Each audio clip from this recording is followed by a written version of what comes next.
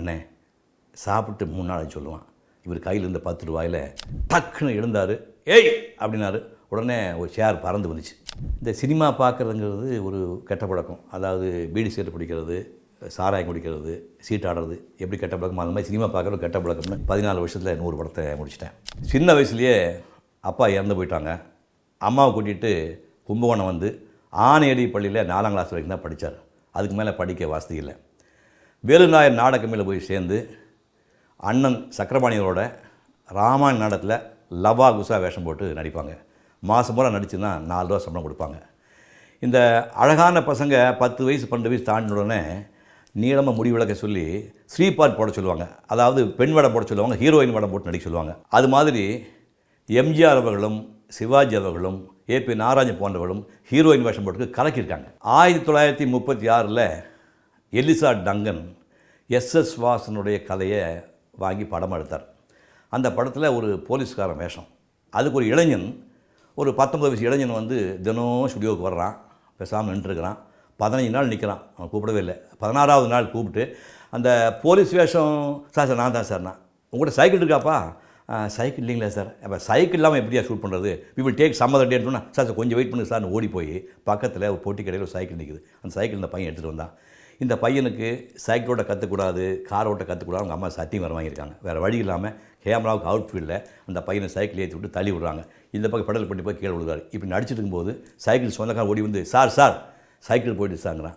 உடனே director Elisha Dungan சொல்கிறாரு, tell him he cycle is acting அப்படிங்கிறார். சார் இங்கிலீஷ் எனக்கும் தெரியும், சைக்கிள் தர சொல்லும் போது இந்த பையன் ஓடுறான். ஓடி போய், சார் தப்பாக நினச்சிக்காதீங்க, 15 நாள் வந்தேன், இன்றைக்கி தான் ஷூட்டிங் வந்திருக்குது. இந்த சைக்கிள் இல்லைன்னா ஷார்ட் எனக்கு எடுக்க மாட்டாங்க. நாங்கள் திடம்லாம் இல்லை சார், இந்த ஷார்ட் முடிஞ்சால் தர சார்னு சொல்லி சைக்கிளை ஷார்ட் முடிஞ்சால் கொண்டு போய் கொடுத்தான். அந்த சைக்கிளுக்கு சொந்தக்காரர் கிருஷ்ணன் பஞ்சில் அந்த முதல் பேர் கிருஷ்ணன் அவர்கள். அந்த இளைஞன் எம்ஜி ராமச்சந்திரன் அவர்கள். அதான் அவருடைய முதல் படம். இந்த படத்தை டைரக்ட் பண்ணவர் எலிசா டங்கன். படத்துக்கு பேர் சதி லீலாவதி. 1936 வந்த படம். 1943, 44 நான் சொல்கிற காலகட்டம். சென்ட்ரல் ஸ்டேஷன்லேருந்து வாட்டாக்ஸ் ரோடு கிட்டத்தட்ட அது ஒரு 3-4 கிலோமீட்டர் தூரம் போகும். 1 கிலோமீட்டர் தூரத்தில் ஒரு வீடு, 15 ரூபா வாடகை. அந்த வீட்டில் 2வது மனைவி சதானந்தவதியோட எம்ஜிஆர் அவர்கள் தங்கியிருக்கார். அந்த அம்மா டிபி பேஷண்ட். அங்கிருந்து புறப்பட்டு டாக்டரை தேடி லஸ்கார்னருக்கு இவர் ரிக்ஷாவில் வருவார். இங்கே வந்து எக்மோரில் cameraman, still cameraman Nagaraj Rao, அவர் சம்சாரத்துக்கும் இதே ப்ராப்ளம். அவர் ஒரு ரிக்ஷா வச்சுட்டு லஸ்கான் 2 பேரும் மீட் பண்ணிக்குவாங்களாம். அந்த நட்பின் காரணமாக தான் இவர் முதலமைச்சரான போது முதலாக நாகராஜ் அவர்களை வந்து ஃபோட்டோ எடுக்க சொன்னாராம். கைவசம் இருக்கிறது 2 ஜிப்பா, 2 வேஷ்டி, ஒரு முண்டா பனின்னு ஒரு துணி பெல்ட்டு. இந்த துணியெல்லாம் ராத்திரிலாம் இவரே ஊற போட்டு துவைச்சி காலை எழுந்தோடனே சொம்புக்குள்ளே ஒரு சூடாக காரியை போட்டு விசிறி போட்டு அங்கேருந்து ட்ராமில் புறப்பட்டு நியூட்ரல் ஸ்டுடியோ போவார். அங்கே போய், சார் ஏதாவது சான்ஸ் இருக்குமான்னு கேட்பார். ராமச்சந்திரா ஹீரோமாக இருக்கியா, உன்னை எப்படியே சைடு வேஷம் தர்றது சாரின்றவங்க. அங்கேருந்து புறப்பட்டு கோல்டன் ஸ்டுடியோ போவார், கோடம்பாக்கம் போடுவார். அங்கே போனால் அதே கதை தான். இப்படி வேலை கிடைக்காமல் அலைஞ்சிருக்கும்போது ஒரு நாடக கம்பெனிக்காரன், அண்ணே சாப்பிட்டு 3 நாள் சொல்லுவான். இவர் கையில் இருந்த 10 ரூபாயில் அப்போவே 3 ரூபா தானம் பண்ணுவார். அந்த மனம் சத்யபாமா கொடுத்த அந்த தாய்ப்பாலில் அந்த கொடை விழுந்திருக்கு. அதுதான் இன்றைக்கு வரைக்கும் அவருக்கு பேர் கொடுத்துருக்கு. எம்ஜிஆர் அவர்கள் நடித்து நான் பார்த்த முதல் படம் மலைக்கிழன். பானுமதியை வெள்ளக்கோயில் உட்கார வச்சுட்டு ஒரு பாட்டு பாடுவார். எத்தனை காலம்தான் ஏமாற்றுவார் இந்த நாட்டிலே, சொந்த நாட்டிலே, சத்தியம் தவறாத உத்தமர் போலவே நடிக்கிறார், நல்ல சமயம் பார்த்து பல வகையிலும் கொள்ளை அடிக்கிறார், பக்தனை போலவே பகல் வேஷம் காட்டி பாமர மக்களை வலையினில் வீழ்த்தி எத்தனை காலம்தான் ஏமாற்றுவார் இந்த நாட்டிலேன்னு. யாருமே அந்த பாட்டை மறக்க முடியாது. அதுக்கப்புறம் மதுரைவேலில் ஒரு பாட்டு வரும், ஏச்சி பிழைக்கும் தொழிலே சரிதானா எண்ணி பாருங்க ஐயா எண்ணி பாருங்கன்னு வரும். தாய்க்கு பின் தாரத்தில் மனுஷன் சாப்பிடறாண்டா தம்பி பயலே, இது மாறுவதெப்போ திருவதெப்போ நம்ம கலன்னு ஒரு பாட்டு வரும். அரசங்குமையில் ஒரு பாட்டு வரும், மறக்கவே முடியாத பாட்டு. சின்ன பயலே சேதி கேளடா, நான் சொல்ல போகும் வார்த்தை நல்லா எண்ணி பாடான்னு ஒரு பாட்டு வரும். அதில் பிரமாமான வரிகள் என்னென்னா, வேப்பமர உச்சியில் நின்று பேயொன்று ஆடுதுன்னு விளையாட போகும்போது சொல்லி வைப்பாங்க, உன் வீரத்தை முளையிலேயே கிள்ளி வைப்பாங்க, வேலையற்ற வீணர்களின் மூளையற்ற வார்த்தைகளை வேடிக்கையாக கூட நம்பி விடாத ஒரு பாட்டு வரும். அது இன்னொரு பாட்டு, தூங்காதே தம்பி தூங்காதே, சூப்பர் சாங் அது. நல்ல பொழுதையெல்லாம் தூங்கி கெடுத்தவர்கள் நாட்டை கெடுத்ததுடன் தானும் கெட்டார்னு ஒரு வரும்.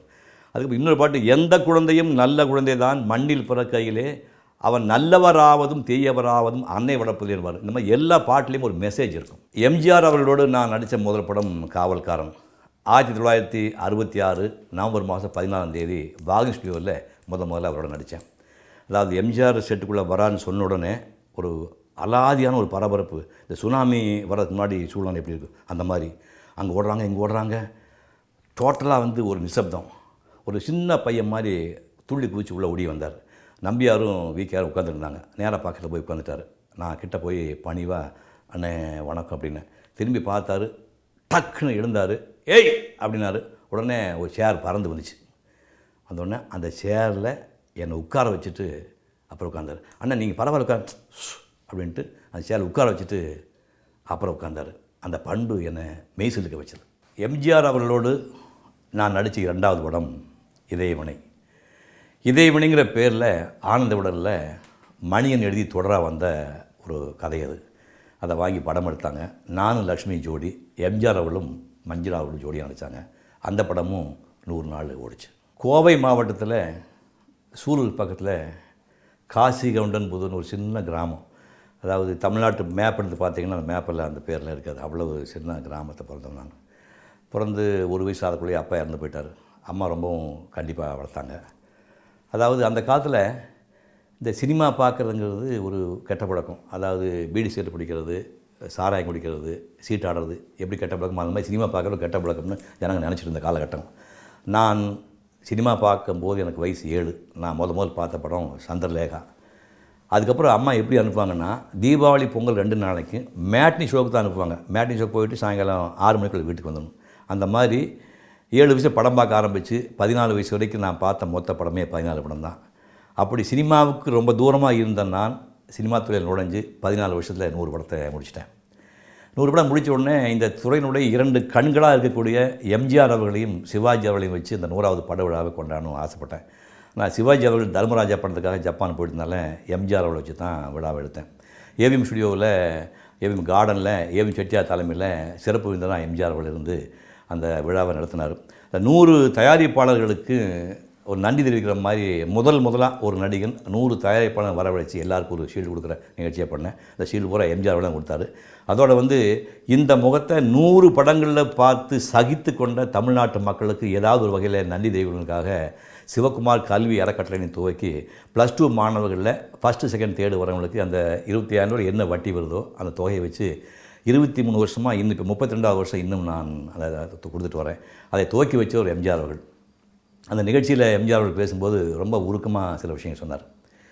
சிவகுமார் என்றால் முருகன், முருகு என்றால் அழகு, இளமை.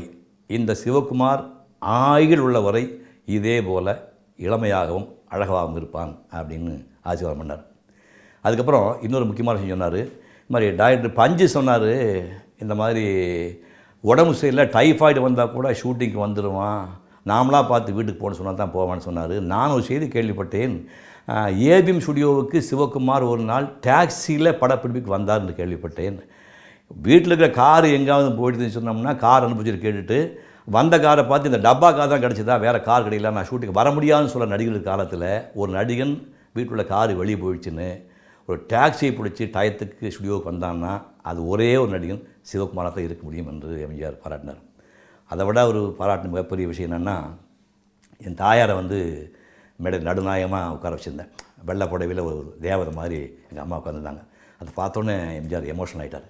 சொன்னார், ஒரு 3000 பேர் வந்திருக்கீங்க, இந்த கூட்டில் யாருக்காவது இந்த திராணி இருக்கிறதா? ஒரு தாயாரை, இந்த கோலத்தில் உள்ள தாயாரை நடுநாயகமாக கொண்டாந்து உட்கார வைக்கிற தைரியம் எத்தனை பேருக்கு இருக்குது? நம்ம வழக்கமாக என்ன பண்ணுவோம்? இப்படி ஒரு தாயார் இருந்தால், அம்மா எனக்கு 100வது படம் இருக்குது, நான் போயிட்டு வரேன், நீ வீடை பத்திரமா பார்த்துக்க, சீக்கிரம் சாப்பிட்டுக்க, தாள் போட்டு படுத்துக்க, நான் வந்து எழுப்புறேன்னு சொல்லி தான் வருவோம். ஆனால் இந்த சிவகுமார் இந்த உலகத்திலே தான் தோன்றுவதற்கு காரணமான தெய்வம், தாயை மிஞ்சிய தெய்வம் இல்லை என்று சொல்லி அந்த அம்மாவை கொண்டு வந்து நடுநாயகம் உட்கார வச்சு விளையாடுக்கிறானே, இதுக்கு நான் மனசார பாராட்டுன்னு சொன்னார். என் வாழ்க்கையில் மறக்க முடியாத விஷயம் இது. ஊமை படங்களை வர்றதுக்கு முன்னாடி 1920களில் நடிகர்களை கூத்தாடி தான் கூப்பிடுவாங்களாம். கிராமப்புறங்களில் ஒரு டென்ட்டு போட்டு சுடுகாட்டு போய் தங்கரை கூட அனுமதிக்க மாட்டாங்களாம். அப்படிப்பட்ட கூத்தாடி பரம்பரையில் வந்த ஒருத்தன் நடிகனாகி நடிகனும் நாடாள முடியும் உலகத்தை நிரூபித்த முதல் மனிதர் எம்ஜிஆர் அவர்கள் தான். அமெரிக்க ஜனாதிபதி ரீகன் கூட இவருக்கு அப்புறம் 3 வருஷத்துக்கு அப்புறம் பதவி ஏற்றுக்கிட்டார். 1977 முதலமைச்சராகி 10 வருஷம் தொடர்ந்து அசைக்க முடியாத ராஜாவாக இந்த நாட்டை ஆண்டார்.